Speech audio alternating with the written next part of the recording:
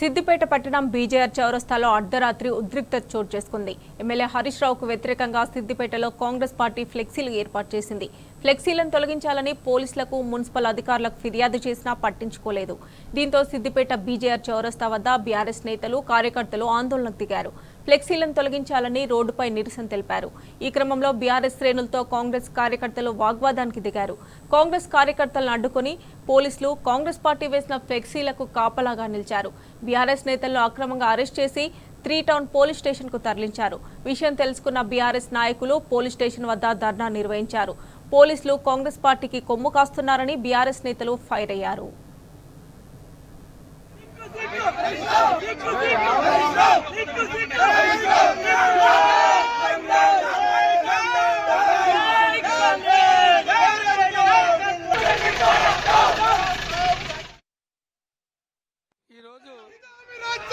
గంటలకు మా ఎమ్మెల్యే గారి హరీష్ రావు గారికి వ్యతిరేకంగా కొంతమంది ఫ్లెక్సీలు వెలిచడం జరిగింది.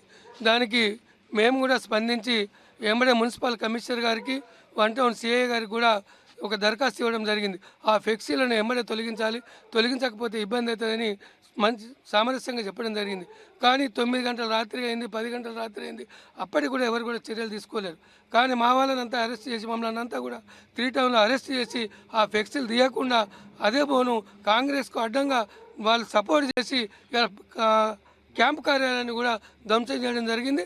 ఇదంతా పోలీసుల సంచలన నడుస్తుందా, మరి ఏం జరుగుతుందో మాకు ఎలాంటి అర్థమైతే లేదు. ఇప్పటికైనా పోలీసు స్పందించి ఎవరైతే క్యాంప్ కార్యాలయాన్ని ధ్వంసం చేసిందో వారందరినీ వెంబడి అరెస్ట్ చేయాలి. అరెస్ట్ చేసాక కూడా ఇదే 3 టౌన్ పోలీస్ స్టేషన్ ఇదే ధర్నా చేస్తాం.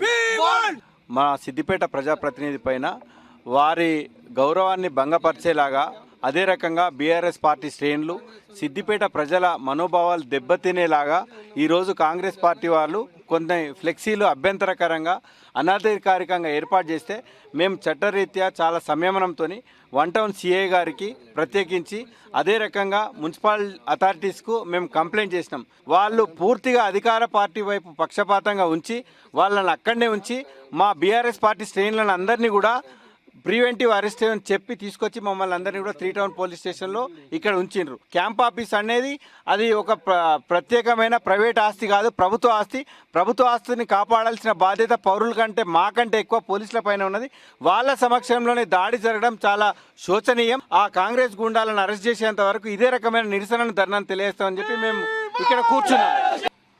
2014 వరకు కొనసాగినటువంటి తెలంగాణ ఉద్యమంలో కూడా సిద్దిపేట ప్రజల్ని, ఇతర పార్టీల నాయకులను, అధికార పార్టీ నాయకులను కూడా కాపాడుకొని ఉద్యమాన్ని కొనసాగించినటువంటి గడ్డ సిద్దిపేట గడ్డ. కానీ ఇవాళ ఒక అమానుషమైనటువంటి మరి రాష్ట్ర ప్రభుత్వ పరిపాలన నడుస్తూ ఉంది.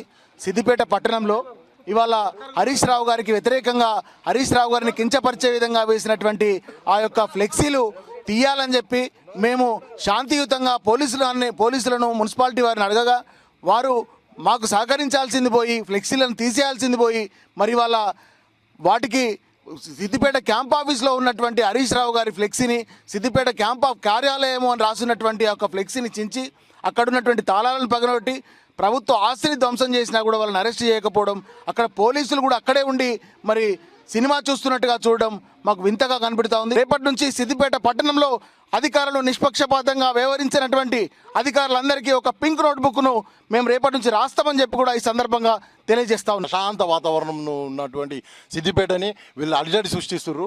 వీళ్ళు హైదరాబాదులో అధికారికంగా వాళ్ళు ఫ్లెక్సీలు తొలగించడం జరిగింది. మైనంపల్లి హనుమంతరావు అక్కడ తొలగించిందని చెప్పేసి ఇక్కడ రాజకీయ పబ్బం గురించి ఇక్కడ సిద్దిపేటలో తన రౌడీలతోని, గుండాలతోని ఇక్కడ ఫ్లెక్సీలు వెలువడం జరిగింది. పోలీస్ వాళ్ళు దగ్గరుండి వాళ్ళు దాన్ని పట్టించుకోకుండా కావాల్సుకొచ్చి మమ్మల్ని సిద్దిపేట ప్రశాంత వాతావరణంలో ఉండకుండా చేద్దామని ఇక్కడ ఉన్న యువకులని, అదేవిధంగా విద్యార్థులని మొత్తం అందరినీ రెచ్చగొట్టే ప్రయత్నం చేస్తున్నారు. దేవాలయం లాంటి ఎమ్మెల్యే క్యాంప్ కార్యాలయాన్ని తరలించి దాన్ని ధ్వంసం చేస్తే ఈ ఉన్నటువంటి పోలీస్ డిపార్ట్మెంట్ వారు ఏం సంకేతం ఇస్తున్నట్టు? కాంగ్రెస్ పార్టీ గుండాలకు తొత్తులుగా వీళ్ళు వ్యవహరిస్తున్నారా?